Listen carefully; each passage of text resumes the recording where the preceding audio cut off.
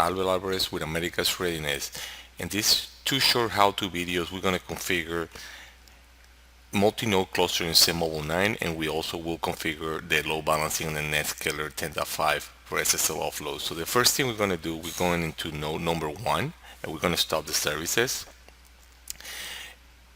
Once we start the services in node number 1, we also going to go to the second node and we will do the same thing. Notice that the cluster is the installation is already done as far as the XenMobile device manager, and we already have two functional servers. So what we're doing now, we're going to stop the services in order to configure clustering.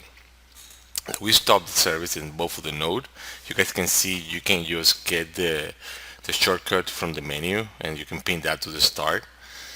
That way it's easier to get to it. So we stop the services in both of them, and we're going to return now to node number 1, and what we'll do is we're going to browse now to the conf folder within the Tomcat directory. So we go to the root drive and program files 86, Citrix folder, XenMobile device manager, we're going into Tomcat folder, web apps, CDM, WinIF, then classes folder, and we're going to look here for the EW config file.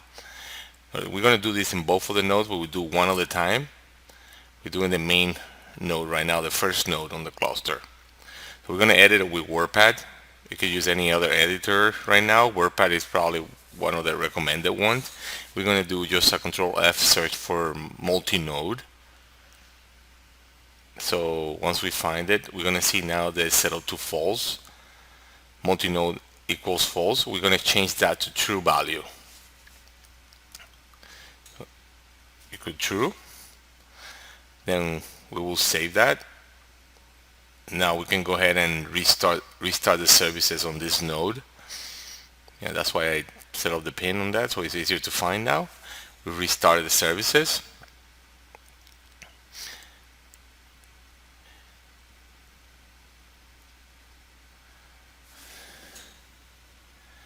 Okay.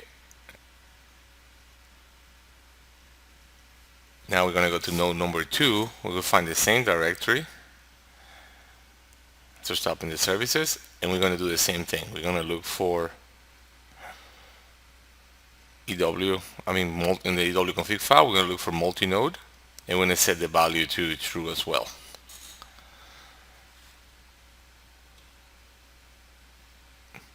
Save the file, and then we're going to go ahead and start the services.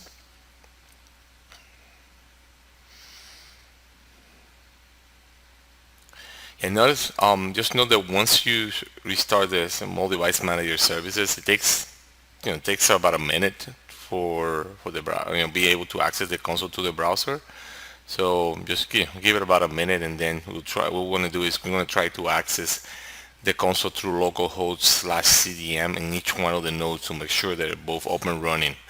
So go to the browser, HTTPS localhost /CDM.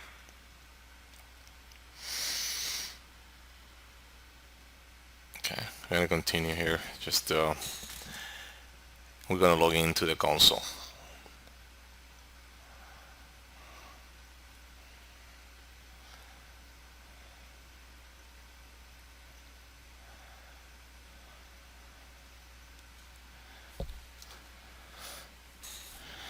Okay, once successfully logged in,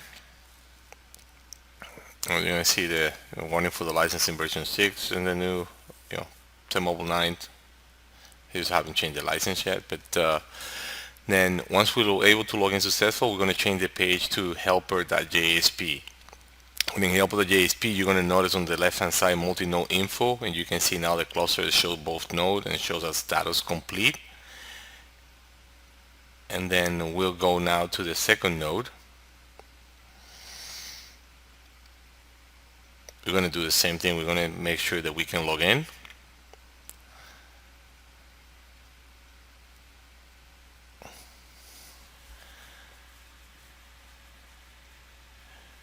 And now once we're able to log in, we're also going to change to the helper.jsp page in order to validate that we can see the cluster from this side as well.